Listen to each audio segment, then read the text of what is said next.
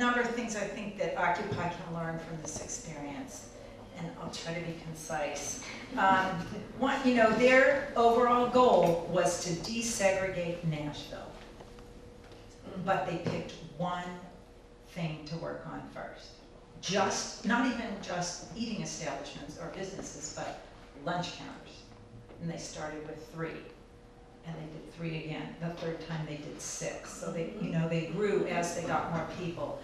But they, you know, I don't know exactly from that film how that decision was made, but they did have a certain amount of leadership. Jim Lawson came, and you know, and he was asked to come and all, and leadership is quicker, and for people that are used to that paradigm, there's this trust that they can, especially if you have a good leader.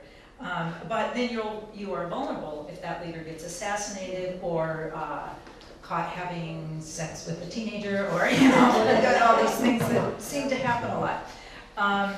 You know, and so to like Occupy, which is chosen very consciously to not have a single leader, there's a great strength in that, and you get more ideas, and you're not as vulnerable to that. On the other hand, that really takes a lot of time, and I have to say what I'm observing in Occupy everywhere is this incredible impatience.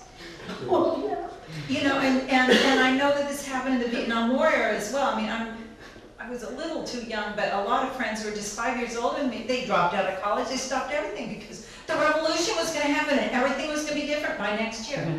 And you know, after you've been around a few blocks, you know, you recognize everything takes time, and baby steps are really good if they're really solid and they're in the right direction.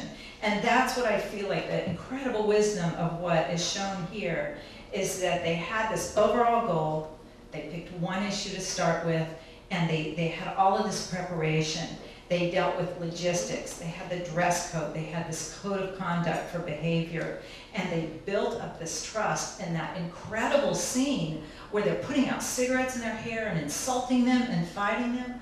That is so powerful to me about how, you know, how much love it took to do that for each other and to receive it, to prepare. And so that I think the word they used was a common discipline, you know, and a strategic plan in doing that. And so I was reading in the papers that came along with these books. They said, you know, you can make big spontaneous actions, and they'll get a lot of press, but they're rarely effective. You know, it's the long-term strategies that do more.